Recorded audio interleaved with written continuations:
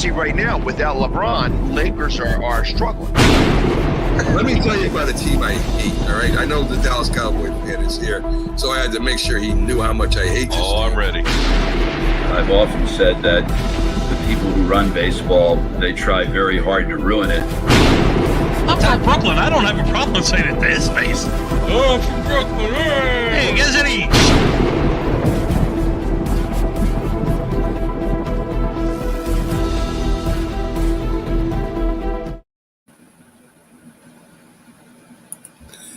This is a presentation of Northeast Streaming Sports.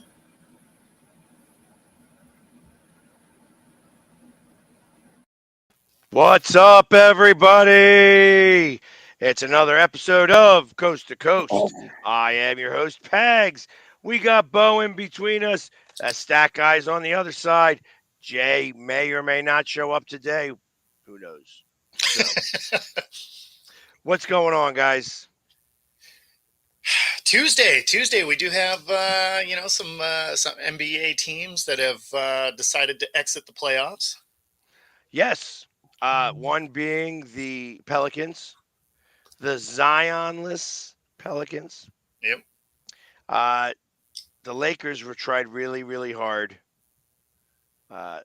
Didn't make it. They are out.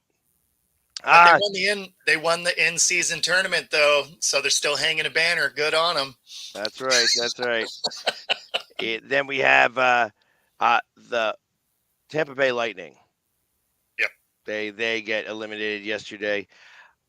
And also, one of the other things I got to say is that, the Phillies lost in weirdo fashion. Oh, yeah? Wild pitches and things like that. And, yeah, they got beat by the Angels. But it is what it is. Hey, we won in weirdo fashion last night. Yeah? We were being no hit with 1 out left in the 8th inning, and we won 3-1. Oh, nice. We had a 2-run walk-off Cubs tonight. Yeah, the Cubs were being no hit by Luis Severino through 7 2/3, and then they tied the game up without getting a hit in the 8th, and then they hit a 2-run homer in the 9th. Nice. That's more or less how we did it. We were down 1-0 and walk-off 2-run shot in the 9th. But also, that was where the Lindor run an inside base path. Is that where I heard that? I don't remember if he did that or not. If he did, it was early in the game.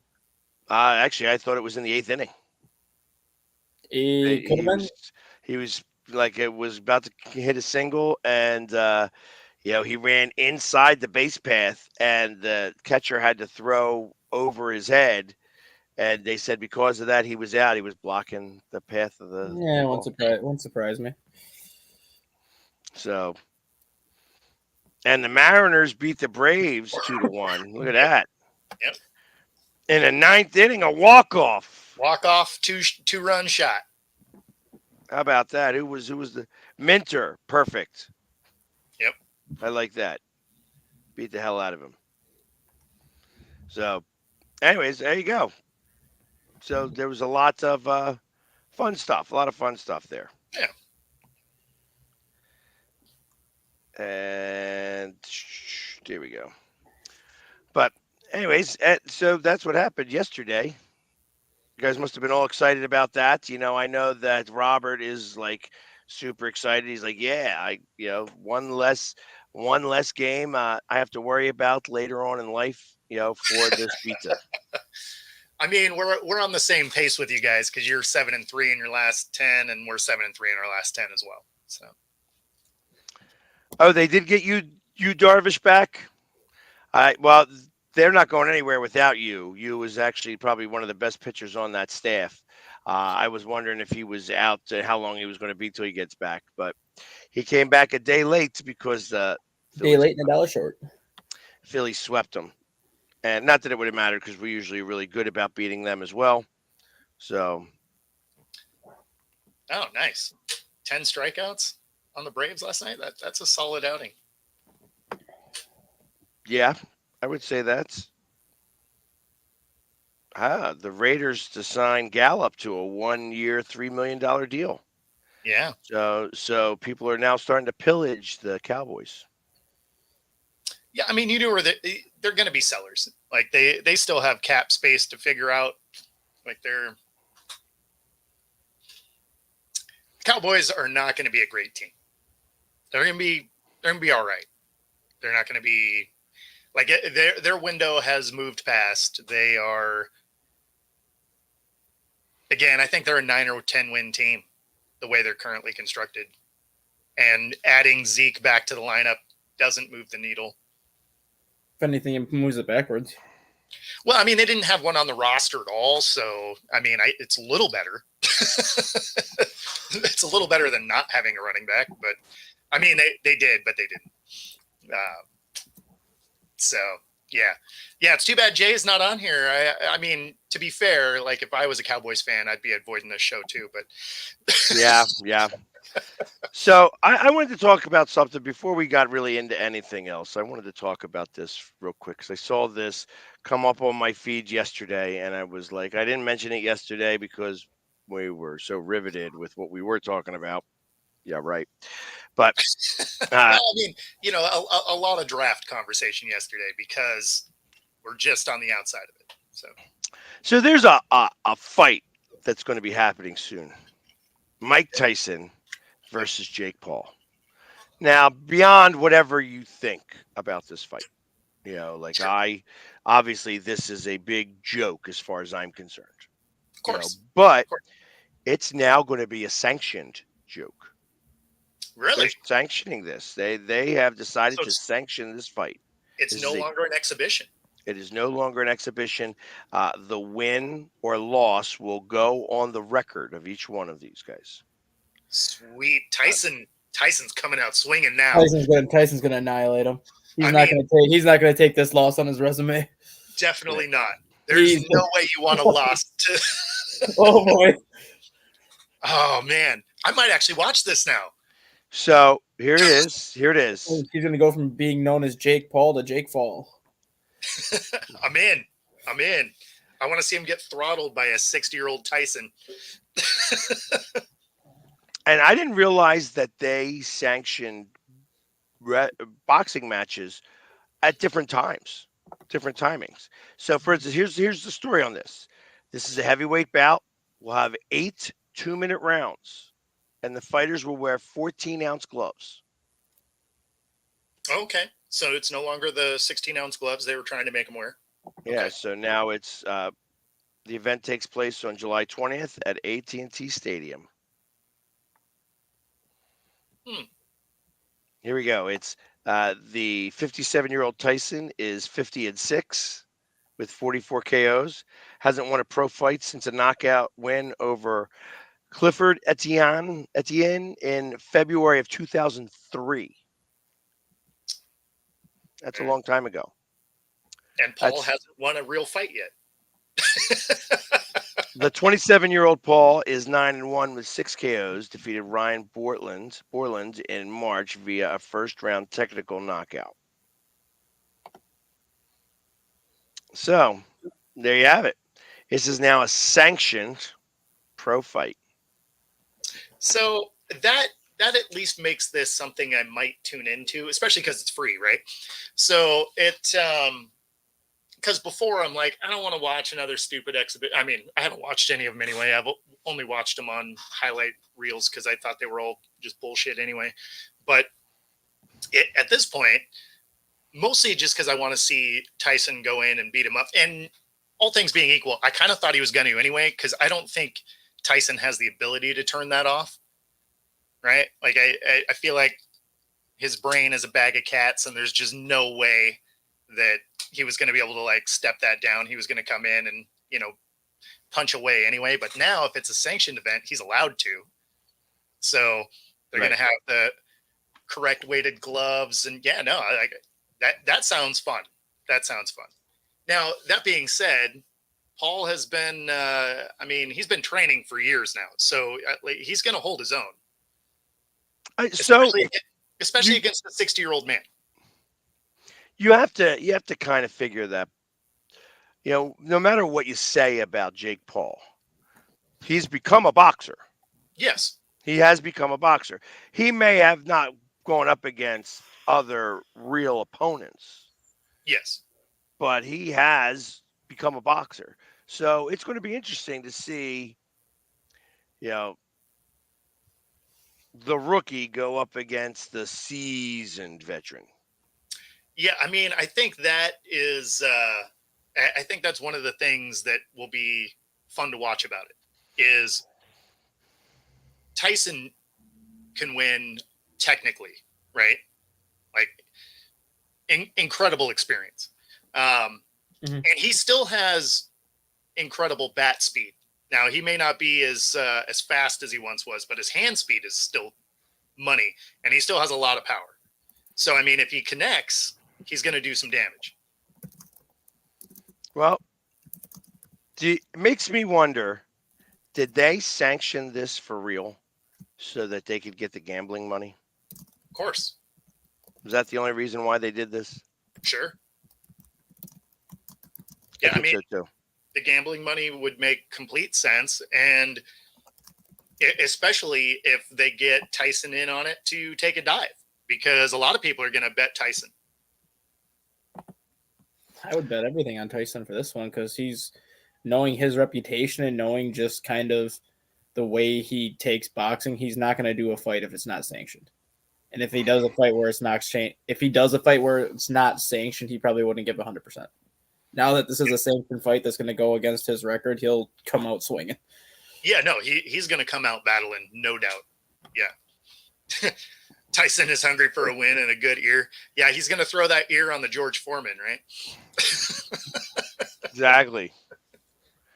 He hasn't been able to eat any ears lately. So, but I mean, ultimately, I mean, everybody's going to be watching it. Obviously, you know, this is going to be the biggest fight next to what was it? Conor McGregor versus what's his face? You know who I'm talking about. That what, Diaz or whatever? No. Oh, I thought you were saying boxing. Oh, gotcha. Well, he went up Floyd against Mayweather. Yeah, that's it. Yeah. So it's probably gonna be a bigger gate. Yeah, well, and what does that tell you about the state of boxing when this is one of your bigger fights that you can think of, right? And it's a 60-year-old Tyson. Boxing has failed miserably in getting into the 21st century. Could you honestly say though that boxing has failed since UFC is blown up? No. I don't think one thing has anything to do with the other. I think UFC would have blown up on its own. Yeah. Because it's the next step of boxing. Yeah. But boxing has lost its WWF appeal. You know, and that was the one thing that Don King was amazing at. Yes. He was a promoter to the nth degree. No doubt. And that was the reason why the money went to him, because he knew that these boxers are not worth nothing without somebody talking them up. Yeah. And that's really what it comes down to. So now you have Jake Paul. So what you're saying is Jerry Jones should have been a boxing promoter. I mean, you want him to promote your boxing, you're going to have problems because he does so well with the Cowboys. He promotes his brand like nothing else. Yeah. And whatever you want to say about it, I mean, the Cowboys are still one of the largest fan bases in the world. So, no, exactly. I mean, that's what I mean. Jerry Jones would have been an amazing boxing promoter because, man, does he love the camera. So, I mean, you know, he would have followed in that Don King type of thing. Because, I mean, that was another guy. You saw him as much as you ever saw a boxer. Yeah, well, Don King was boxing, really. I mean, Yeah, he was the one that made it all worthwhile. That, and it was more of, this is what happens when you get rid of the wide world of sports and you get ESPN. Yeah. So one thing actually had to do with the other on that regards. They stopped doing Wide World of Sports. The thrill of victory and the agony of defeat. Like I would watch that, like, and you'd watch that guy tumbling on the ski slope, looking like a big boulder, like a big snowball. You know what I mean? Where it was like that was amazing to watch. And then you would have some epic fights. I remember watching the Hagler Hearns fight. I remember watching both 1, 2, 3 of Arturo Gatti versus Dolan. Was that his name? Mickey. Was it Mickey Dolan against Arturo Gatti? I don't know. They were like epic fights. It was the Irishman versus the Italian all the time.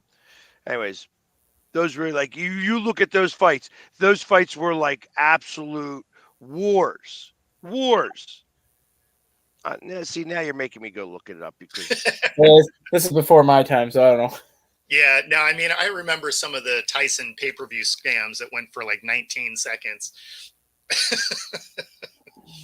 You'd have a watch party and you're like, cool, we're 20 seconds in and it's a wrap.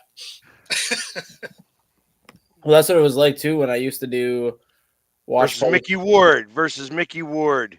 Mickey Ward. That's what I used to do for like when Anderson Silva was at the prime of his UFC. I used to do watch parties for when Anderson Silva had his main events, and those things would last like 30 seconds. Like, oh, that was fun. One straight kick to the face, done. Yep. You're like, cool, $80. Yeah. Yep. There it is. Bam. Oh yeah, I forgot about that. The when boxing was on HBO every week. Yeah, I mean that was. And honestly, I think if boxing wants to make a comeback to kind of get it where it once was, why not put it back on HBO Max? Yeah.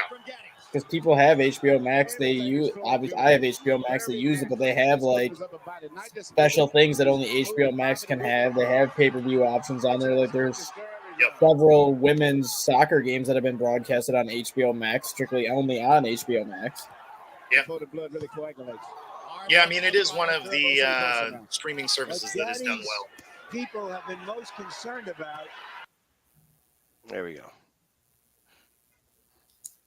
I know you probably didn't hear any of it, but Arturo Gatti versus Mickey Ward were some of the best fights. They had 3 fights. And then also Hagler versus Hearns.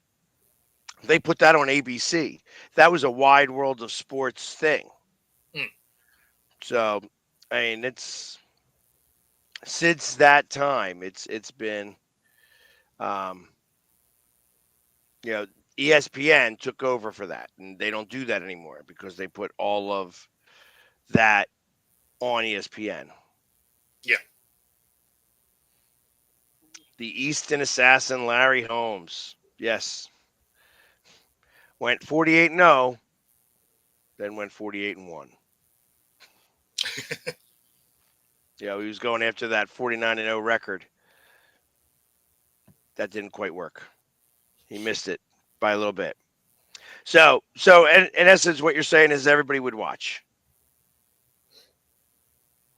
You think everybody's going to watch? I won't watch it. Well, I think they will because you don't have to pay-per-view it, right? It's going to be free on Netflix. Most people have Netflix or at least know someone that has it, right? So, I think a lot of people will watch this one, especially now that it's sanctioned.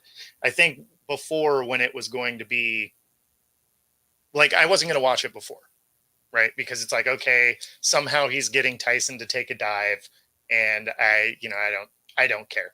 But if it's going to be a sanctioned event, Tyson's going to want this. Now he may still lose because again, he's old and it just is what it is, but at least be entertaining to watch. I don't think he's going to get, knocked out in the first round or anything crazy like that. Like, I think he has enough crazy in him that, worst case, this thing goes at least 5 rounds. Yeah. Now he may just be tired after 5 rounds and lose because of that. But although when you're watching the training videos, Tyson's training videos look a whole lot better than Paul's. Yes, they Yeah, do. for sure. Yes, they do. Like Tyson looks like he's coming to legitimately beat someone down, and Jake Paul is dancing around and doing stupid shit. All right, and here's something else that came across my wire that I thought would be worthwhile talking about. In the wake of player and fan complaints about the new Nike uniforms, MLB introduced this season the league plans to restore larger lettering, correct mismatched gray tops and bottoms, fix the see-through pants, and find a solution to jerseys collecting too much sweat, according to a memo sent by the MLBPA that was obtained. I mean, fixing see-through pants probably makes a lot of sense. Being a family show and all. In other words, Fanatics is losing too much money, so they said we need to fix this. Yeah, exactly. Well, the players union blame Nike and not Fanatics. Yeah, well, Fanatics is the one that made the jerseys, so No, Nike is the one that made the jerseys. Fanatics is the one selling it. Fanatics could have been like, no, we're not going to sell these because these look like shit. Yeah, but then they wouldn't have had any jerseys. Yeah, I feel like you're too late in the game to pull the plug on it, but it makes you wonder what the prototype, their samples were. Like, were they wildly different than what they got, or were they just not paying attention at all? Well, I think what happens is that they make this cloth, and then once the cloth is made, there's so much of it made that you can't remake the cloth. It's not like you can have it. It's like they have to have. I got to imagine they got to have thousands, hundreds of thousands of yards of material. Oh, of course. Once it's made, you can't remake it. That means it was screwed from the beginning. No, without a doubt. What I'm saying is was the finished product similar to the sample that they approved, right? Now, it's a sample, so it's not like they're out there playing games in it. So maybe they didn't notice that they would become see-through as you're playing in them. But,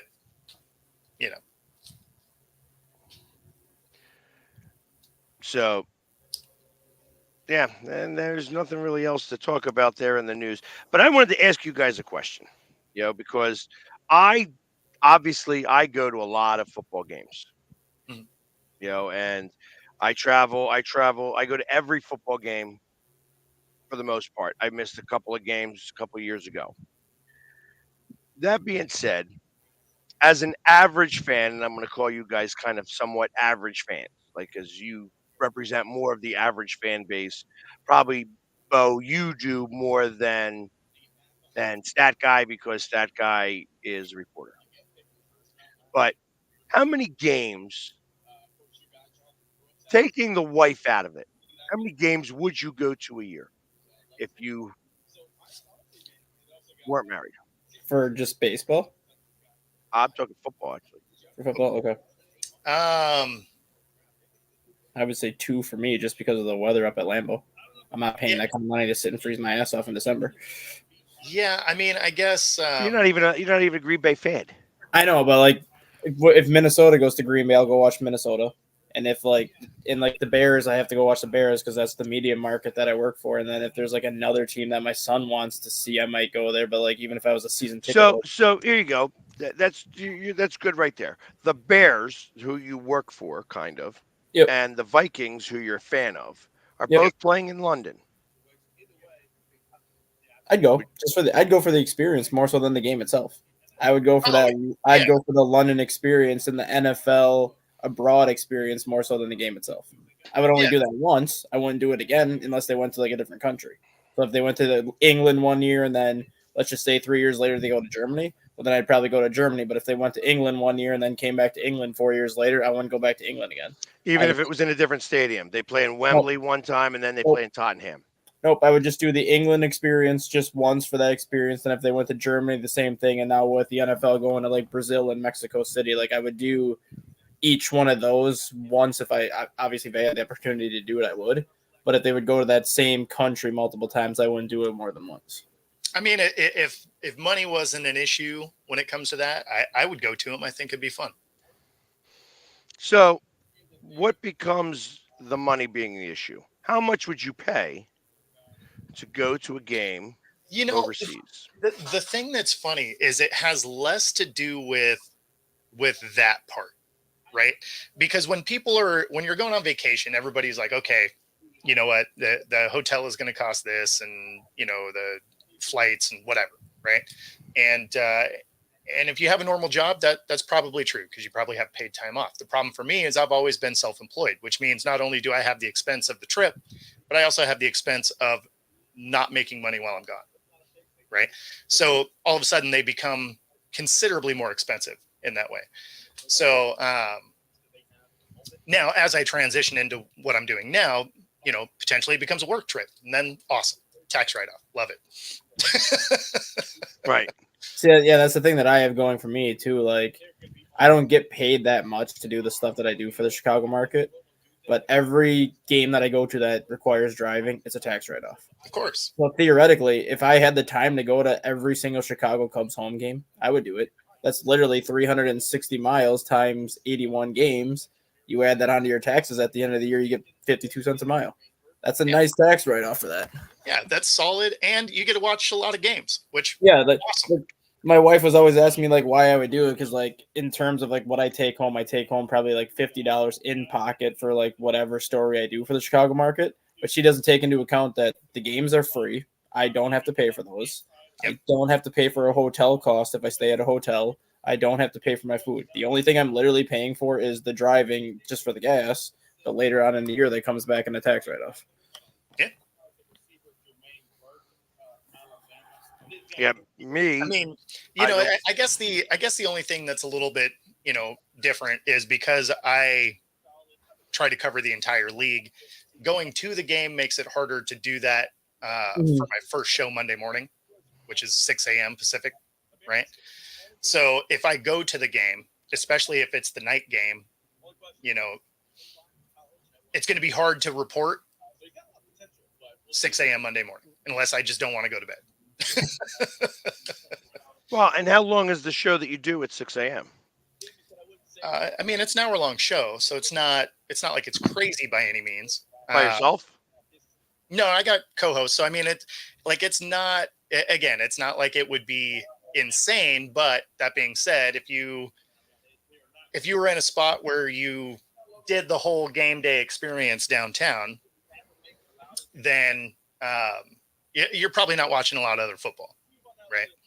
Because say it's an afternoon game, which is the most likely time frame for us, right? So you're going to go tailgating, because if you're going to the game, you got to do it all, right? Because it's fun. So you're going to go in your tailgate, and then you'll watch the game, and then, you know, it's going to take you an hour and a half to get out of the city because people can't drive. You know, and so by the time you get home and do all of that, then, I mean, you don't have that much time to watch a bunch of other games. Like, you'll be able to catch some highlights, grab some stats, you know, find some talking points, but you wouldn't be able to talk in depth about it because you didn't watch any of it, right? Right. It'd be very topical conversation. Whereas if somebody, you know, jumps in the comments, or one of your co-hosts brings up something during one of those games, you're really going to have no idea because you didn't watch any of them. Right. No, I get that. Like, for instance, I'm not going to have any idea what's going to happen with the Sixers game tonight because I'm going to the Union game. There you go. So I won't know until I come back and I check out the score, and then I'll see if I want to watch any highlights depending on the score. And, you know, I kind of feel like I may have to watch the interviews on how they feel after they get booted tonight. Yeah. So. But I guess to answer your original question, if I was an average fan that had a normal job and ticket prices didn't matter, you'd probably go to all of them. Now, see, but ticket prices do matter, because we are not. I wasn't asking a make-believe question. So, like, it's like I took out the wife because a wife would be the determining factor, being like, yeah, I'm not going. You're not going because I said so. So and say say you're a realistic for a realistic situation. Okay, so say you're you got a normal job, and season ticket holder, because then you could be up in the 300 section. Ticket price is relatively reasonable. You probably go to six or seven of the home games, right? That's probably what you get, because inevitably you're going to have something mess up scheduling on a couple of the weekends. Like someone's going to get married or something dumb's going to happen, right? So you probably make it to, if you're an average fan, normal job, season ticket holder in the rafters, you probably make it to 75% of your home games. I'm not sure if he's coming back or he disappeared. I don't know. I just saw the buffering wheel. So Is that what it was? yeah. Yeah. The little, the swirl. Okay. Yeah. I don't see that. I just see a white screen. I was like, okay. Oh, funny. Yeah. On my side, it's a black square with the buffering wheel. Oh, yeah. Then he's gone. He poofed. Yep. He'll be back, I'm sure, at some point. So it makes me wonder, because like I said, I go to a lot of away games. I obviously, it's part of what I do for a living. So No, I well, have and to. that's the distinct difference, right? Is because you do it for a living. That's why for me, it's almost better to watch it on TV, because not only can I watch the other games, but you can see better. Right. But asking those same questions, what becomes too much money for a trip? So again, it's like I'm looking at, and I'm asking this, to our fans as well that are listening in. If you were going on an away trip, okay, what is and this is going to be different for everybody. Obviously, there's going to be certain people who are going to have a much different threshold that says, yeah, I'm going to spend $5,000. Sure. To in comparison to, I'm going to spend $1,000, or I can only spend $600-$700. Yeah. So I mean, like for me, if you're going to watch here in Seattle, you're probably going to spend somewhere in the neighborhood of $300 for a ticket.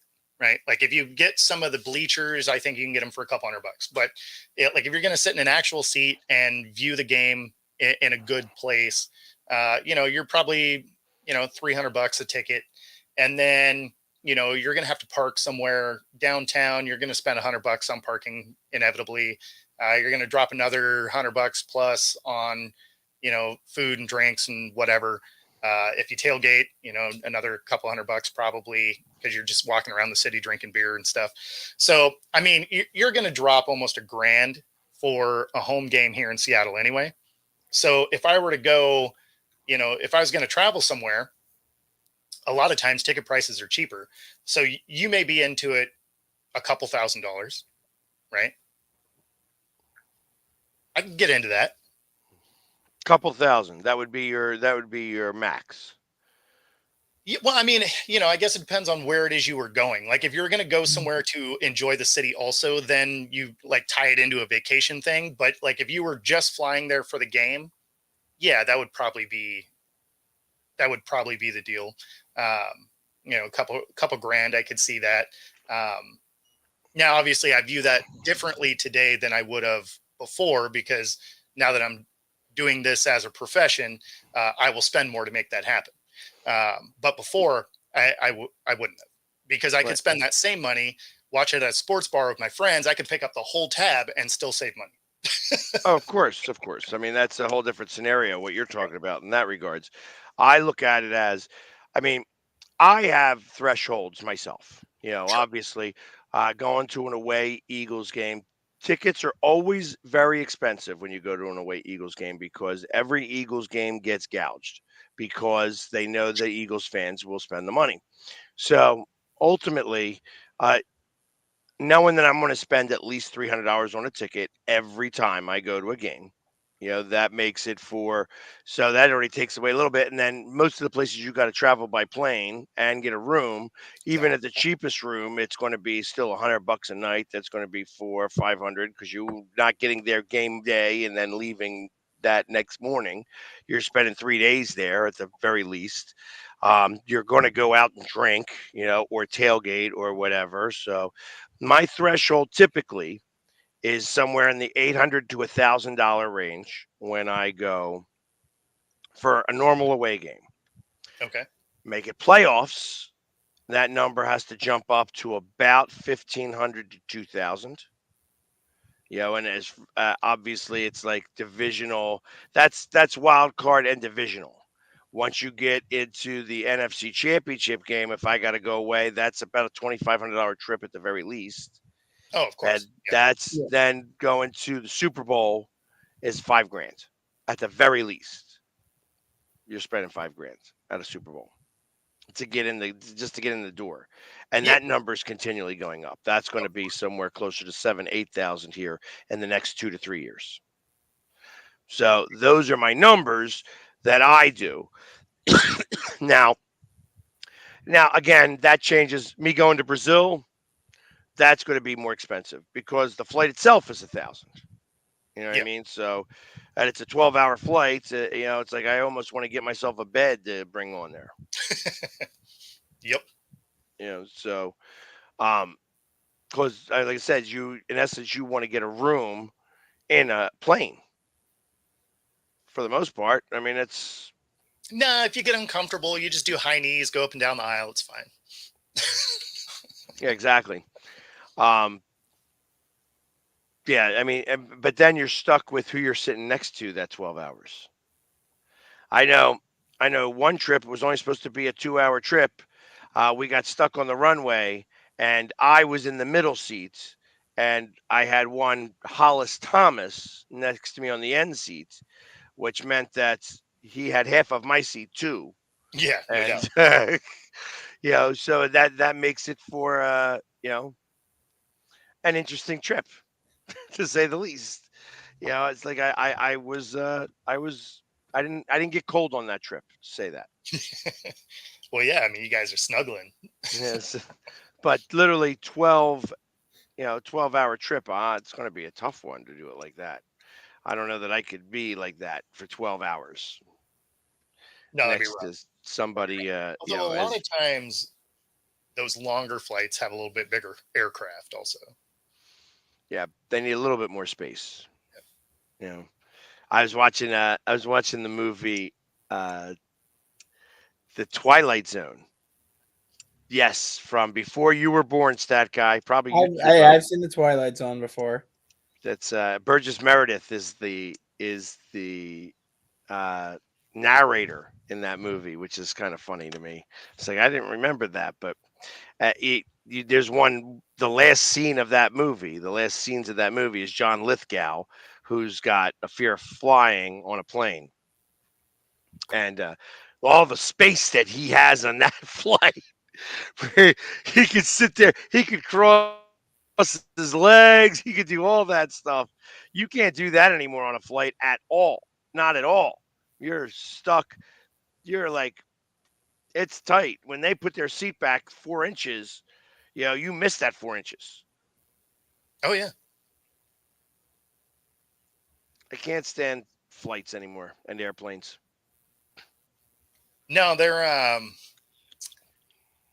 I don't enjoy flying. I'm not afraid to fly, but man, I don't enjoy it. It's plus I always just feel gross at the end. It doesn't matter how short the flight is. Like I always want to shower as soon as I get wherever it is I'm going. I just feel gross after being in an airplane and dealing with TSA and all of that. Like I don't know. There's something about it. Not a huge fan. It's like being in a submarine. When you're in a submarine, somebody farts, you're smelling it for the rest of the trip. There's no doubt. There's no doubt. And if you're unlucky enough to be parked next to one of the bathrooms, you just know that for the next, 2 to 5 hours, if you're flying locally, it's about to be a bad day. Smells like shit. The whole time. Usually before you even take off, because somebody didn't plan ahead and use the bathroom before you climb on the plane. They get on and they're like, I'm here. I have to ruin everyone's flight. I'm about to blow this bathroom up. That's right. We hit Chipotle on the way in. I brought a kid and a dog. We're going to ruin everyone's flight for the next 3 to 5 hours. I love it when the little kids, the babies, those are my favorite. Yeah, Those just are my favorite. screaming. It's the best. You know, there is one thing that I do love being on a flight though, is people's reactions in turbulence is the funniest stuff ever. Because inevitably they look out the window like you just hit a fucking dog or something. But, you know, you're 30,000 feet in the air. So you ain't going to see nothing. You don't see that dog. You missed that dog. But it's funny every time. They'll be like staring out the window and you're like, I don't know what you're looking for, but there ain't nothing out there. That air pocket's really hard to see, let me tell you. Maybe you're looking for the wing to flap. Like, I don't know. But anyways, so I just wondered if anybody had an opinion on that in terms of how much money you'd spend to go to an away game. Like baseball, I understand. I agree with you. With baseball, I would want to go to as many games as possible. And I do go to as many games as possible. I hit about somewhere between 65 and 70 home games a year. That doesn't include the playoffs. That also, like I hit probably somewhere between 10 and 15 away games a year. And then, of course, as many playoff games as I can make it to. Yeah. So. No, that makes sense. I would definitely go to more. I would go to more games if I knew more people that wanted to go to more games. Yeah, she's having fun on Google this morning. Yes, she is. She's going to town on this.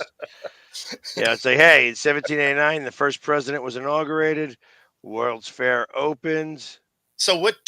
So 39 was the first World's Fair. When was the last one? Was the New York World's Fair. It wasn't the first World's Fair. Oh, sure. Okay. Yeah. That was they had the World's Fair in New York. That was when the UFO fell. The UFO came down and landed in upstate New York. That's what happened, isn't it? I think that's why they did it. They couldn't get rid of it, so they actually made it a Just Men in Black. Well, there was 2 of them, so you know. Right. So, yeah, Louisiana became the 18th state after the Louisiana Purchase. How about that? And she just knows this right off of the top of her head. Not on Google. It's the Tell her, Mom. Encyclopedia Britannica. She was there. She was there.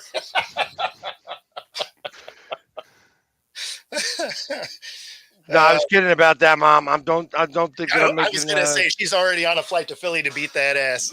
Yeah, exactly. But yeah, I was not there for the inauguration back then. I missed it, unfortunately. No, but you're the reason aliens never came back. They're Tell like, me this about it. problem.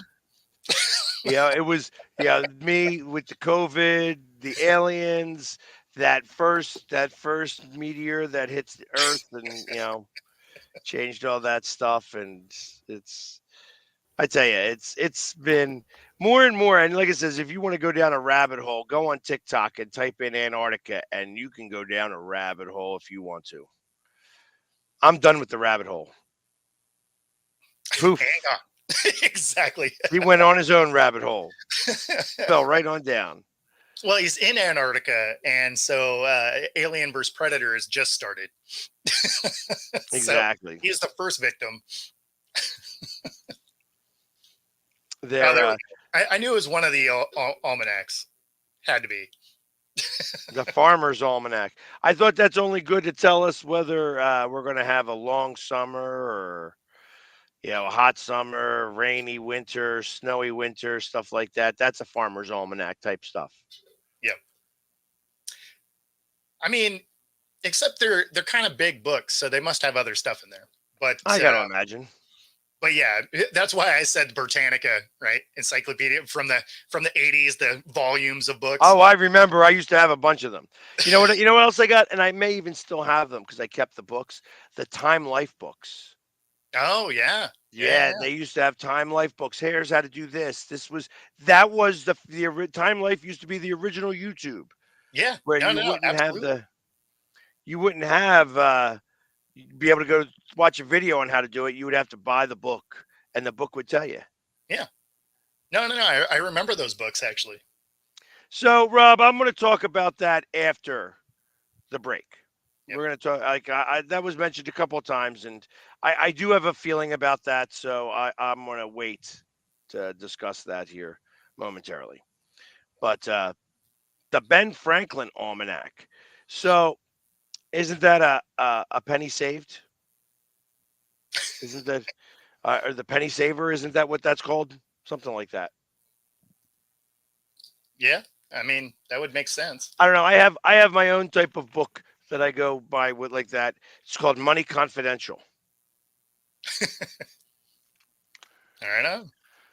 But yeah, I know that he had that. It was a penny save type thing. The Money Confidential book is great. That's if you want to hide money. People hide money in a Bible. I hide it in Money Confidential. There you go. Actually, I don't hide the money. That's where I put like old dollar bills, like old dollars. Like when you get an old 20 and you're like, what the hell is this? That's what goes in there. I got like 20s, 5s, 1s, the star ones. Yeah, I was going to say I have a couple of star ones, a couple of silver certificates. So in the car against that guy? No, so for whatever reason, my computer keeps freezing up on StreamYard, and it's just not loading my webcam at all. So I'm just figuring out how to do this without the camera right now, because it's working without the camera, but it's not working once I put the camera on. Weird. Understood. I guess your computer doesn't want to see your face. Not today. Not today. Apparently, it made like a really weird noise at me, and then froze up and everything, and then just shut my camera off. It's like, wah. That's how it felt about me today. Apparently. I mean, that's the sound my back made on my way to get my first cup of coffee this morning.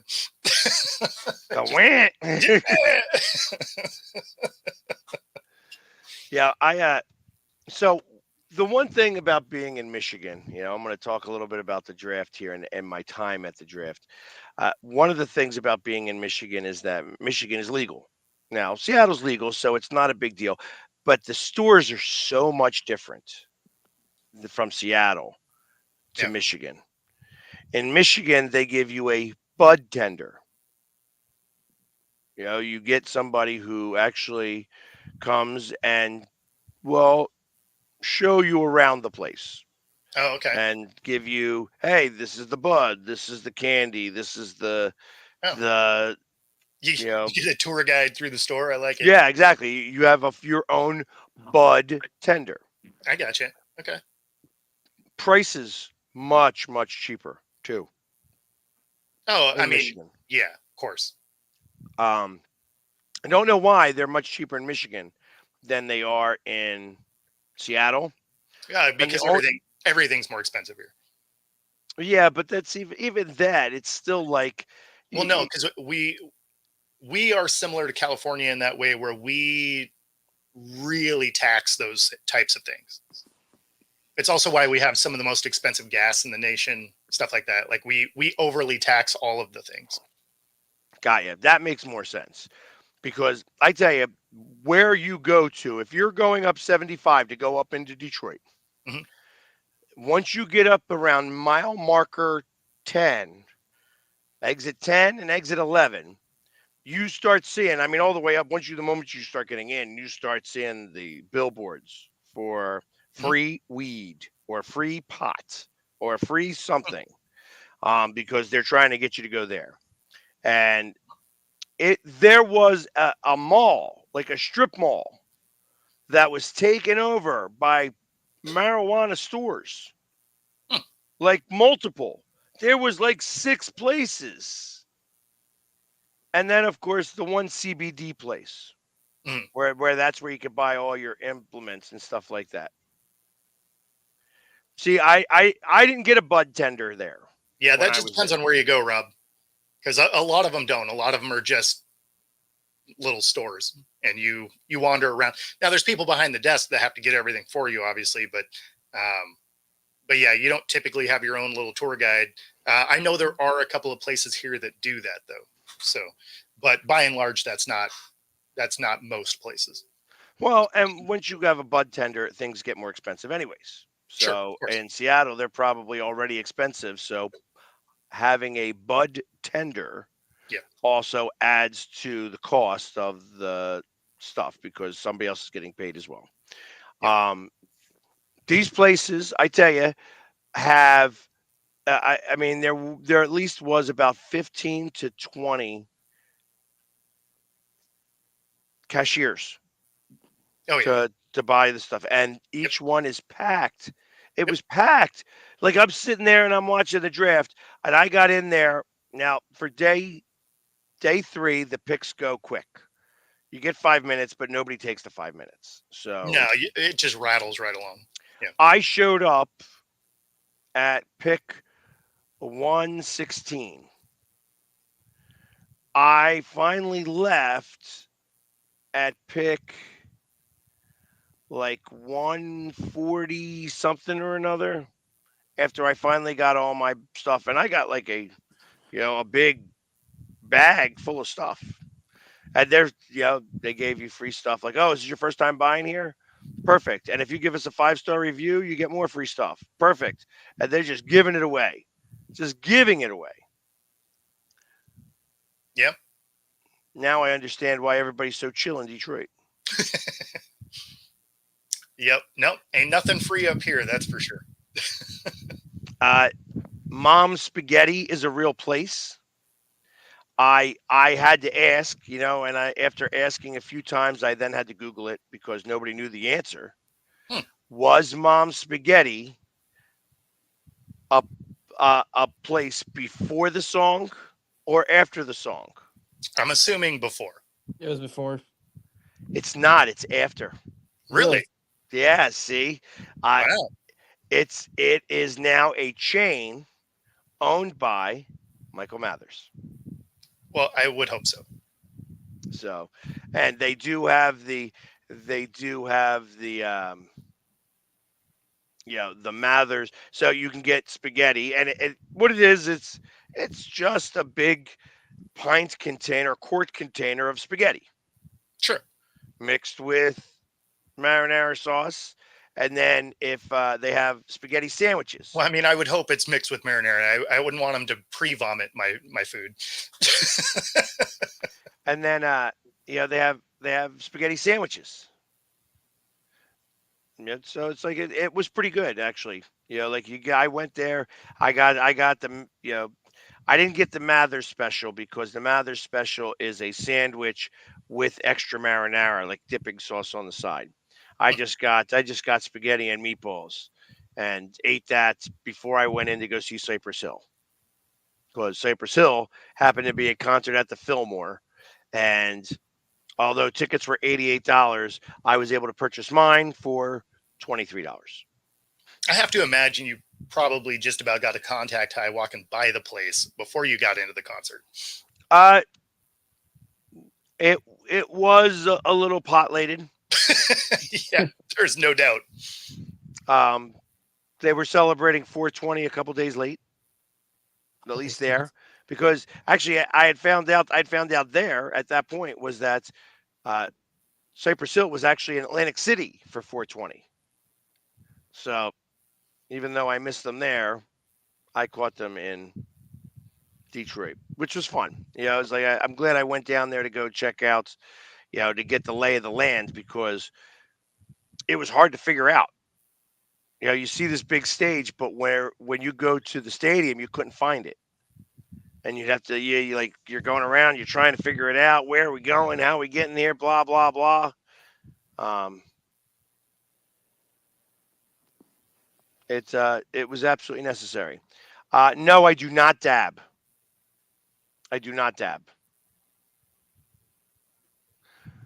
Oil Man, the song Mom's Spaghetti, that's You only get one shot. Yeah, Not let the chance to blow. Lose yourself. lose yourself. Yeah, Sure. there we go. Lose yourself. Yeah, and Have it's I had a from spaghetti the grilled 8 Mile cheese? movie. I did not.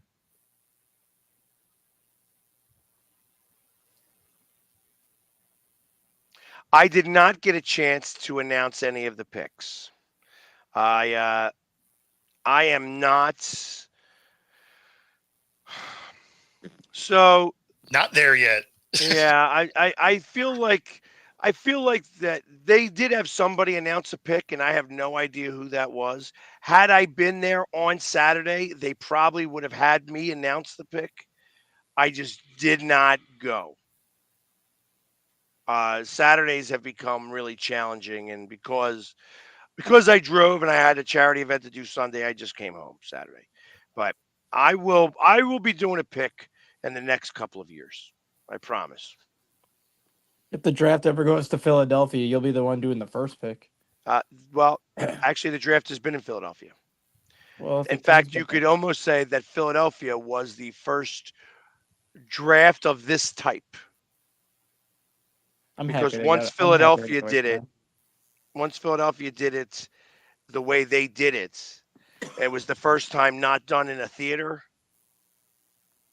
So they did it on the Ben Franklin Parkway, Okay. and ever since then, everybody else has done that. Although nothing beats that speech that was done in Dallas, and the Dallas draft was not the greatest. So, as far as drafts go, for me, it is Nashville, Philly, Cleveland, Detroit, Vegas. No. I liked Kansas City. Kansas City would be my third. It would be Nashville, Philly, Kansas City, Cleveland, Detroit, Vegas. Oh, so speaking of doing this for a living, this is hilarious. So I got my first 2 payments from Spotify, right? So cool. $7 and Oh, that would have 21 been cents. awesome. There was 2 payments of 1 penny each. I was cracking up. I was like, book the cruise. Here we go. We made it. I get it. I understand. I mean, it's a win either way. I'm not saying that, but it was hilarious because I get the alerts like, oh, you got a payment. I was like, oh, that's fun. And then I click into it. You should have them pay you in With a check. in like Shiba Inu. I mean, right? Probably. Yeah, because then at least you would have like 10,000 Shiba Inu. True. Put 20 cents. Yeah, 2 cents. That's about 20,000 Shiba Inu. Yep. Yeah. No, but it was hilarious because I got an alert. I was like, oh, cool. I wonder what we got. It's like 1 penny. I was like, awesome. That was like my first amount of money that I made from TikTok. Oh yeah. No, that makes sense. Yeah. Yeah, TikTok is, it's like unless you have millions and millions of followers, you just don't make any money off of TikTok. And now that they're trying to do the longer content scenario, it's just so much more of a pain in the ass. But well, yeah, because the lives now have to be like one of the lives per month or something has to be an hour or something, right? Does it? Something like yeah, that. one of your lives per month has to be an hour, and then you also need another live that has to be at least 15 minutes per week. Yeah. Per week. Yeah. Which, yeah, whatever. 15 minutes isn't too bad. Like once I finally get to a spot where I can do lives, because I'm still like 400 short, I'll just do I'll just pop on it while I'm prepping for this show. I mean, just me at my desk. Doesn't matter. Well, I'm going to start setting up on TikTok lives. I want to start setting up the super fan battles. Oh, sure, that'd be fun. Where it's like it's one super fan versus another super fan, and you go back and forth, and they give you tips and stuff like that. Like like the girls do with that are barefoot all over TikTok. They give those girls tips all over the place. I tell you, it amazes me that how many people have like a foot fetish in the world, because those girls make tons of money by doing nothing. Yeah, I don't get the foot thing. I honestly don't have no idea what that's about. I mean, cool, you're into what you're into, but like I can't wrap my head around it. Hey, listen, I just can't wrap my head around the fact that somebody actually gives them money to not really show them. Yeah. Nice. We got the changeover crew from the Spectrum. He used to go in there, and after a Flyers game or Sixers game, switch it over to the other rink. Very cool. All right, guys, we are at the top of the hour. We are going to stop for our station identification break, and we will be back in just a few moments. So stay tuned for the second hour of Coast to Coast. I mean, you can see right now, without LeBron, Lakers are struggling. Let me tell you about a team I hate, all right? I know the Dallas Cowboy fan is here, so I had to make sure he knew how much I hate this team. I'm ready. I've often said that the people who run baseball, they try very hard to ruin it. I'm from Brooklyn. I don't have a problem saying it to his face. Oh, I'm from Brooklyn. Hey, get us any.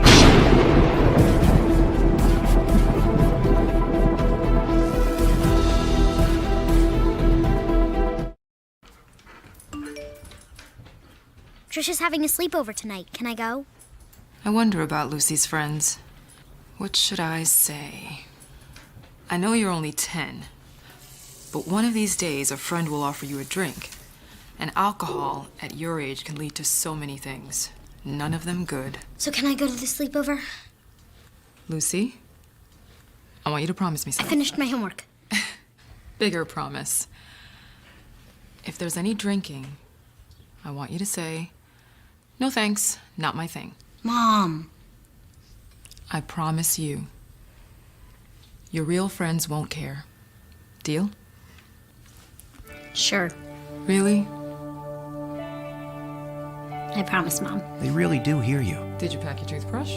For tips on how to start the talk, visit underagedrinking.samhsa.gov. A public service message from the Substance Abuse and Mental Health Services Administration. Sometimes, all you need to change your life is a sign. A sign that says, "Hank, this is the place you've been looking for." And sometimes that sign is an actual sign that's mounted to a building. One second, I'm looking at a sign. I know what you're thinking, and no, I don't love B-dubs just because I'm a buffalo with wings. Frankly, that's offensive and reductionist. Cause this place, come on. It's like they took beer and made it into a place and then gave that place sports and chicken wings. And the people, Cuba, the best. Oh! What the is going on, Marty? This isn't a game, this is trivia! Yeah, this place is kind of like heaven. You know, without needing to get hit by a bus. Let's go, sports bar! Supporting the needs of our veterans. That's the goal of all of us at Team AmVets. Like Mitch, Carlos, and Kevin from our Welcome Home team that brings furniture to our vets. We are Team AmVets. Or Linda from our thrift stores who brings you great bargains every day. I am Team AmVets. And John, who picks up your thrift store donations that support California veterans programs. I am Team AmVets. Visit our website or a Team AmVets thrift store to donate or shop today. Join the team!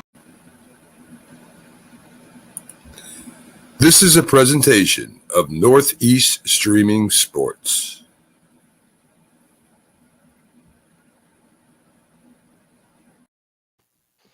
And we are back with the second hour of Coast to Coast. Yes, Oil Man, I'll jump right onto it. Jason Kelsey, everybody's, America's dad at the moment, and, favorite number one podcaster, well, second number two podcaster in the world behind Joe Rogan, is now on the Monday Night Football announcing team. Mm-hmm. Thoughts from you guys? Not even a surprise at all. That's what I was thinking. especially when he was on that one Thursday night broadcast this year with Al Michaels and Kirk Herbstreit for like, I think it was even more than a quarter. It was like a quarter and a half when Philadelphia had their bye week, and he was a natural. You kind of figured he was going to get involved with whether it was like a pregame type of thing or just any kind of NFL show on a Sunday. You knew he was going to get involved some way. Well, so, I mean, obviously, I didn't see the contract. I got to imagine he's getting somewhere around $5-6 million. I think it's 3 at 15. I think it was what it is. So $5 million a year. Got you. Yeah, so that makes sense to me. You know, he's not Tom Brady. Well, the thing is, they haven't ironed out all the details yet, but they want to see if he's interested in being one of the sideline reporters too. No. Great at that. I tell you, Like with maybe. Tony Siragusa That's used to exactly do. what I was thinking. Jason Kelsey, the way he would interact with some of those players, I think it would be great. Maybe. It'd be good TV. But, yeah, exactly. It'd be like Goose. Like Goose. I don't know. I mean, I obviously I love Jason Kelsey. You know, he'll never have to buy a beer when I'm around if he's ever at my bar. But I think that there's a certain level of Jason saturation that we can take.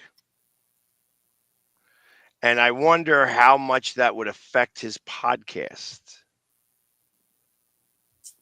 Well, I can't imagine that would be more like I don't see how him being on the sideline would be more than if he was just in the booth, because you're going to see him less. Yeah, I think having him on the sidelines would actually be more beneficial than actually having him in the booth, because you're not going to hear him as much as you would if he was in the booth. You're not going to see him as much as he would be in the booth, and it's just basically it'd be just kind of, I think, more fun interviews than anything. Well, and he would have he would have a little bit more of that in person, you know, because I would imagine in between interviews he probably interacts with the front row of fans, just because that's Kelsey, right? So, I mean, ultimately, it'd probably be better for his brand if he did something like that. I don't know if he would be interested in doing that, but I mean, he would be on camera less, interact with more fans. Like, I think that could actually be good for him. But you knew he was going to go this route. I mean, just based on how successful the podcast is. Mm-hmm. Well, I don't think the one thing has anything to do with the other. You know, I think that the podcast is specifically, the podcast has become a way for Swifties to talk about sports. Well, so why I make the comparison and why I think there is a direct correlation is you get to see how comfortable he is on camera without employing him first. Like, all of a sudden now it is a long job interview because there's plenty of footage for them to go back on, and you get to see how natural the conversation is. Now, did he get hired because of that? No, but you're looking at it for sure. If you're considering a choice, I mean, let's face it. I mean, the guy's got a podcast that's got 1 million subscribers, so exactly. that's a big deal. You know, if not more. He may have more than 1 million subscribers. Oh, there's no doubt in my mind. Yeah. So, does that mean his brother's going to get the opportunity to do this too? Absolutely. Once we're going to get Kelsey'd up all over the place. Sure, that'll probably end up being some sort of Manning cast type of thing where they pair them both back up. I can definitely see that. It'll be on Amazon. It'll be Thursday Night Football, the alternate broadcast. I would be kind of funny if they did the All-Star game, like I said they should, and get 4 teams and have the Manning brothers versus the Kelsey brothers, and have that would be fun. Actually, that would be good stuff. I agree. I think that again, more people would watch the Pro Bowl now. No, I don't think so. Especially now he just got paid more money. Yeah, I was going to say definitely not. I mean, what's he going to be in for another 3 years, right? Well, I mean, that's what the contract is. Yeah, it's 3 years, yeah. I don't know. I don't think that he's going to be there for 3 years. I think he retires after this year, especially if they three-peat. And the moment that she gets knocked up. Right? Yeah. Yeah. So I mean, I don't know. I think that she's going to get knocked up quick because, let's face it, she ain't getting any younger. And I think she wants children. Okay. I mean, I don't know. I haven't dated her, so. But my thought would be is that she wants children. The odds are high. I think so. And I feel like Jason's going to keep trying to pump him out until he has a boy. And that's what I say. Hey, listen, Jason, if you want a boy, you have to be the one that gets on top.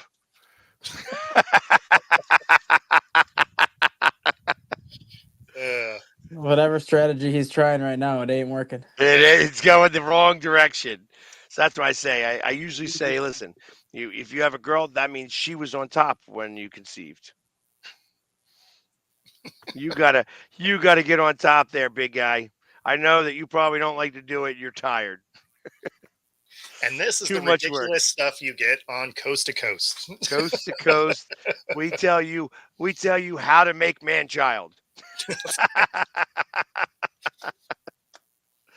Yeah, the coasts that we're spanning are actually not physical coasts. It's more of just relevant conversation. Yeah, we're always on the edge.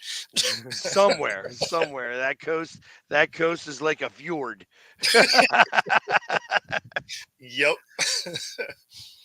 But anyways, so he's going to be on that team, and maybe they'll be somewhat palatable. I'm hoping the Eagles have like 4 Monday night games, so that's 2 years. I'd take the under on that. Yeah, I got the under on that. On her being pregnant or her having the baby? Yeah, that is wildly different. So it says pregnancy, so I'm going to go with that she hasn't had it yet. Right. And so I would take the under. As far as the kid actually being born, that's close. I still got it in the under, but much closer. Are we talking Taylor Swift right now? Yeah. I'm taking the way over. Yeah? She will not put out a child until she's not on a tour. And this tour is about to end here in a minute. She's got another one that's starting already in September. See, this is where I told you, like, this is how I think about certain things, where she's going to get knocked up and she's going to be on tour for 4 months, and then she's going to announce it around Christmas time, and they're going to have this baby in like June or July of next year. Maybe even May. Right around the draft. Or the release party, at least. She's put my Bet US link in the down here in the comments, and there's probably a prop bet you can be a part of. she's just the kind of person that just doesn't seem like she's gonna have kids till she's like 40. Just because she does so much stuff, she writes so much music. Whenever she goes on tour, it's such a long tour, and a lot of them are. But I mean, the last one that either just wrapped or is wrapping up or whatever, it's $1 billion tour. A multi-billion-dollar tour. Right? Like, I think she did all right. She made like $3 billion on that tour. Yeah. But I don't know. I don't know what the odds are on the baby or anything like that. There's a prop bet somewhere for it. Right. But I do have, like I said, I have it. It's going to happen right around. She's going to be 4 months pregnant right around Christmas time. And that's when she's going to announce it. They're going to take a break starting in the new year from the tour. And then she's going to have the baby. She's going to be able to watch the baby for 6 months. And then they're going to pick it up where they left off again from the tour that following December, like January. Since this is essentially reality TV at this point, it's also going to be Jason's. That'd be funny. That'd be hysterical. No, it's not going to be Jason's. It's going to be Ed's. Actually, I think it's going to be Antonio Brown's. Oh man, that would nobody be needs that. hysterical. That would be hysterical. You know, that would be way too much. So, see, exactly. This is exactly it. This it makes us a degenerate and weirdos. I just like wins. Trying to put a marshmallow in a toaster. Yeah, never a dull moment. There's never a dull moment here. Just out there pushing rope. Man. So based off of the draft and everything that's going on with it and all this other stuff, where do you think your team?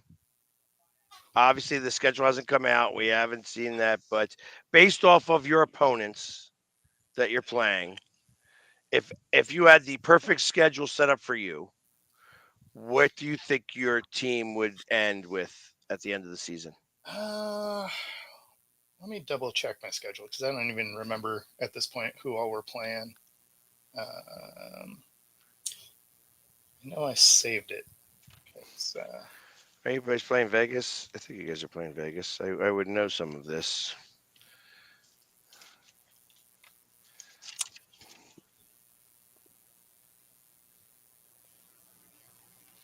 No, I know I screenshotted the Well, you're playing the Vikings. I know that. Where is it at? I know I had it here. Yeah, I had it because I actually looked at it the other day. Apparently, I retained a lot of it. Yeah, I could tell. All right, I'm just gonna look it up. I'll look up on the Seahawks' I think Minnesota wins about 6. 6. Yeah. So that new quarterback does really good for them, huh? He doesn't start. Sam Okay, Sam Darnold's going to start this year. All right, so that goes down as a dub for the Hawks then. So yeah, we got let's see, we got Green Bay, Vikings, Giants, Dolphins, Broncos, Bills, Jets, Falcons. Okay. I'm gonna go with they are.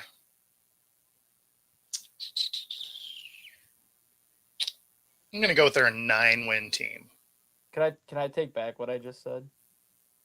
Sure. I'm gonna say 4 wins. 4? Wow.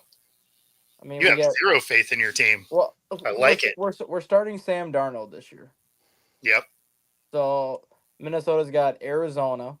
You don't think that Darnold can play better than the hodgepodge of quarterbacks? Well, no, I'm not saying that, but if you look at our schedule and who we play, we have Arizona, which you don't know how Arizona's going to be. They had a good draft, but it's still Kyler Murray. He's hit or miss. True. We have Atlanta. But when do we get Atlanta? Do we get Atlanta when Kirk Cousins is playing? Or do we not get him when Kirk Cousins is playing because the actual schedule release hasn't come out yet? It just has the opponents listed. And then we get Detroit twice, which we're going to lose both of those games. We have the Packers twice, which we'll probably lose both of those games. We have the Bears twice, which I don't know how that's going to end up. We have Houston. Houston's probably beating us. We have the Colts. That could be a win there. We go to Jacksonville. That's not going to be an easy game. We go to the Rams. That's not going to be an easy game. We go to the Seahawks. We're going to lose that. We go to the 49ers. We're going to lose that. And then we probably get you early, would be my guess. And then we get the Jets and Giants both in New York. Probably losing to one of those games. And then we get Tennessee Titans at home. I don't see more than 4 wins with knowing who we got to play and where we got to play them. Yeah. Even if Darnold plays well, I don't think it's going to matter just because the teams that we play have a better roster than us top to bottom. And if we're seeing them on the road as opposed to being at home, that's where I think things could go south. I think at a high water mark they win 6, but I don't see them winning more than 4 given what they have right now and who we play and where we play them. Yeah. And Rob, we don't have them on the regular season schedule, but if we can do it instead of 9, if we can do a 10-7, potentially we get to see them in the playoffs. Maybe. It looks like we're supposed to go to Seattle at the end of November. Oh, really? It's going to be later? Oh, okay. Yeah. How do you know that? Because they always do the division games last, and they always do them first. So you're going to have 3 division games within the first 5 weeks, and then you're going to have 3 division games. Not true. That's not true at all. Yeah, I was going to say we never get that. We have we do all because of our division games at the end. We ended our season with 2 games against Detroit and 1 game against Green Bay. That was we ended our season with 2 games against the Giants and 1 game against Arizona, actually. So we had our last 3 games are all divisional games, and then our first 3 divisional games came between weeks 4 and 6. The NFC North pretty much does the same type of scheduling every year. How they always have like the last for us in our last 7 weeks we had 5 divisional games, and then we had 1 divisional game like to kick the season off, and then we had 1 other one filtered in there. But I mean, the bulk of them were at the end of the year for us, because we start our season. We start our season in Brazil against a conference opponent. So yeah. Like for whatever reason, the NFC North always does it where you have 3 division games in the final month of the season. Yeah. And then depending on how the rest of them play out, it just worked out for us where we had Detroit in week 15, 17, or Detroit in week 15 and 18, Green Bay in week 17. And then we had Chicago in week 5, Packers in week 7, and then Chicago again in week 9. So every time we get the NFC North, they're all grouped into like a 10-week stretch where you have all 6 of your division games within a 10-week stretch.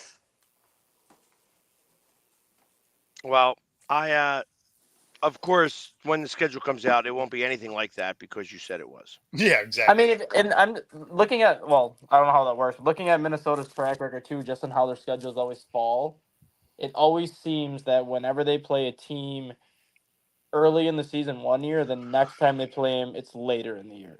So the last time the Vikings played the Seahawks, I believe it was early October. Yeah, see, for us last year, our first game was against the Rams, right? And then we didn't have another divisional game until October 22nd.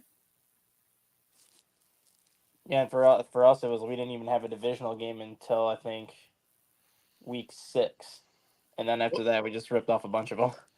Oh, I got you. Yeah, because I mean, we had the Niners twice in 3 weeks. We finished with Arizona. We had the Rams just before the first Niners game. So I mean, we went down the stretch with the bulk of our divisional games. Yeah, for us last year, it was Tampa Bay week 1, Philly week 2, Chargers week 3, Carolina week 4, Kansas City week 5. And then we got Chicago week 6. We played Atlanta we played somebody in week 7, I can't remember who. We played Green Bay week 8, Atlanta week 9, Denver week 10, Chicago 11, and then 15 through 18 we had our other 3 division games. Yeah. Okay. Sometimes it works great. Sometimes it doesn't. I think our first divisional game wasn't until week 7 against the Cowboys. So, because we wound up playing, or maybe it was against Washington in October early, and then we came back and did the Jets. It was the first time the Jets ever beat us. Was October 15th. I won't forget because October 14th, there was a Phillies game, and that's why they beat us, because we were all watching the Phillies game, including the Eagles. We were all tired. That'd be the only explanation, because that was not a good Jets team. No, it was not. And we had the lead most of the game, but even still, we were tired. We were just tired. Yeah, I was at that game too, Oil Man. It sucked. But such is life. Sometimes you win, sometimes you lose. The Jets were normally used to losing. We lost. In fact, I lost 3 games this past year at MetLife Stadium. I lost against the Jets, we lost against the Giants, and we lost against the Devils. 0 for 3. Dang. Yeah, that stunk. PU. Hey, man, I got to run, guys. I'll see you tomorrow. All right. All right, guys. So, yeah, and with just a few minutes left in our show because we have to leave a little early today because I've got some stuff I have to do that's going to require my attention, and I can't be at 2 places at once, like on here and on the show. On the show that and on my that meeting. actually works out. I have to go up and fix something a contractor did at my sister's house. So. So if the contractor did it, why isn't the contractor fixing it? Because it was a bad enough job, you don't really want him to get back in it. Understood. So paid him already, don't want him back. Yeah. So, yep. Yes, you were going to see me in June in Allentown. I will be there. I'm still trying to get in the game. Yeah, I know that you're talking about the Devonta Smith Softball Classic. I'm actually trying to play in that game. Oh, that'd be cool. It would be cool. I don't know that it'll happen, but it'll be cool. Either way, I went up there for the first time ever last year, and like I was getting just as many pictures as the players were, and it was funny because the players are looking over and they're like, "Who is this guy over here taking all these pictures?" And then they saw it was me, and they're like, "Oh." Like, yeah, they don't care. They're like, it's that guy. Yeah, it's whatever. But so yeah, I'm actually hoping to, if not this year, look for next year where I am involved with a softball game with a Giants super fan, where we actually have the Eagles versus the Giants. If we can make it happen, that would be fun. That would be fun. Especially since Saquon Barkley would be on my team now. Even better. Not that he's a good softball player. He's not a good batter. Oh yeah. Some people can play baseball. Others people can't. There's a reason why he plays football. Yeah, I mean, fair enough. Right there, Oil Man. You saw him last year, right? I think he struck out on a slow pitch. Really? Yeah. Wow. Actually, one of the better hitters. You do have to adjust your swing a little bit for softball, but but to strike out, that's kind of rough. Yes, I agree. And I think one of the better hitters was T.O. There you go. T.O. was like amazing. No, that makes a ton of sense. T.O. has got a number of like hidden talents. He's like a professional bowler. Yeah, I mean, dude is just an all-around athlete. Like, yeah, he just likes to compete. Agreed. And I mean, say what you want about his attitude and whatever. I mean, dude works at everything, right? Like his work ethic is amazing because he wants to be the best all the time. Exactly. All the time. There is exactly. no. So, I mean, regardless of what it is, he's like, "Oh, I'm going to do this. Okay, well, I'm working. Like I'm going to be the best." Exactly. And I appreciate that about him. Yeah. So him actually killing a softball and hitting home runs and stuff like that isn't a surprise. No, it makes total sense. So it's been a minute since I've hit a softball, but I'll bring my bat with me. If I get in that game, I'm bringing my bat. And my bat, it's not juiced, but it could be. I was going to say you're bringing the most juiced bat ever. Well, I tell you, people have asked me to buy my bat. Oh yeah, yeah, and if anybody's played softball and the Monster bats, they had their first year. They came out with that floating technology, the floating in bat technology. That is out of the wrapper. It was hitting home runs. Oh, nice. So yeah, I mean, some of those bats, if you broke them in right, man, they could really just, and it wouldn't even have to be an awesome swing. Like it would just be, it would pop off the bat amazingly. Like I would randomly, you know, be like a pickup player for friends that were playing, and they're like, "Oh yeah, use this bat," and you'd be like, "Oh," like you're swinging, and even mid swing, you're like, "This is not a great swing," and it's like pop. And you're like, "There is wow, that really just took off." that means that's a juiced bat. That shaving those bats and stuff like that is such a. We caught this one team using a shaved bat, and it was in the championship, and we didn't make enough of a stink about it because it all came apart. Like the cap came out, and we're like, oh, that's so shady. And he's like, yeah, we're just not using this bat anymore. And I'm like, cheaters. Yeah. But we lost that slow pitch softball game like 2-1. Oh, that's sucks. So that's when you lose a slow pitch softball game 2-1. Everybody's playing great defense and nobody's using a juiced bat. Yep. But that's because their juiced bat got banned. We found it because it broke apart. So luckily for us, they weren't allowed to cheat for very long. Oh, you found it early in the game? I mean, that's a bonus. Well, it broke apart early in the game.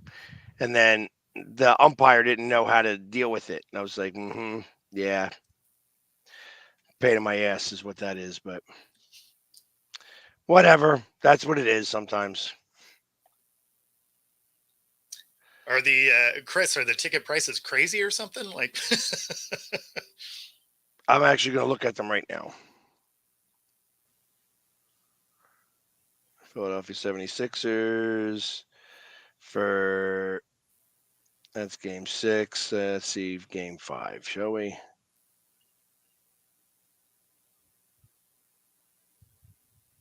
Here it is.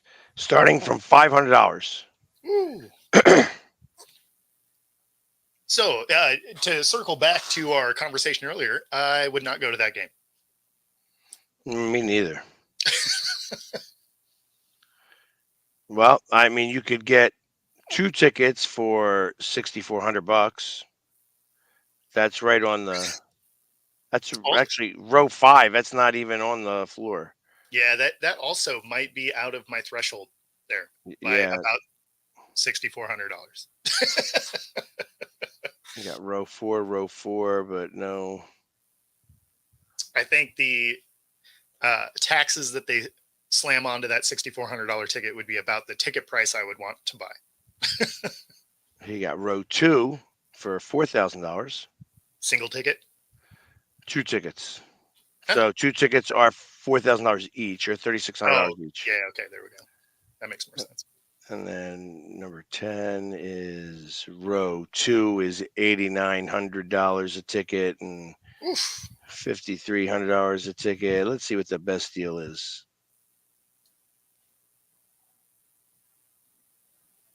No. Best seat. What's the best seat? Section 4 BB. No, that's not good. That can't be the best one. It's got to be something better. There you go. Section 6, row A. 2 tickets, $20,000 each. Oof. Hard pass. Yeah, I'm not doing that either. The best seat is the Denny's, the Denny's bar across the street. Yeah, actually, you're not getting me in any one of those seats. But yeah, the cheapest one is $508. Yep, not happening. Yeah, and that's all the way up at the top. Yeah, so I ain't doing that. I'm gonna pass. Sorry, guys, not going to the game. Yeah, that's way too ridiculous. I would not be doing it at all. No, that is. Yeah, I mean, for me, realistically, about $300 is where I start losing interest on 250 to 300. That's kind of where I lose interest on going to the game. Any game, doesn't matter if it's football, baseball, whatever. Like at that point, I'm no longer interested because it's at that point I could just do an awesome watch party and be hanging out with my friends, and I don't know. Like it definitely gets to a spot where I just like, yeah, because it's not like the ticket price is where where you stop spending money, right? Because now you're buying drinks and you're parking and you're getting the gas to get in and out and all of the time, and at that point I'm just like, yeah, I'll just buy a bunch of food and drinks and watch it at home, and then it's not a pain in the ass to go get a drink. Right. Doesn't cost you $20 for that beer when you get it. Yeah, and I don't have to waste 35 minutes to actually get said beer. Right. Exactly. But yeah, it is what it is. In the meantime, we're gonna call it a day here because I have to get ready for my meeting. So we'll be back again tomorrow. And I'll tell you all about what it was like going to the Union game today. As this game is going up against the Seattle Sounders. Here we go. So we're playing Seattle today. It's a redo of the game that was postponed because of rain earlier in the season. Weird. So yeah, that's rare. How bad was the rain? Bad. It was like thunderstorm, like somebody turned on a faucet type of rain. I get thunderstorm makes sense. As soon as it doesn't matter what sport it is. If there's thunder and lightning, they pretty much shut it down. No, they're Freebird, go Union. So you don't even get. I'm not even putting up that thing right there. I'm not a soccer fan, but I still hope the Sounders win. Yeah, well, they are going to lose. So, anyways, everybody have a great day, and we will see you guys again tomorrow. Take care.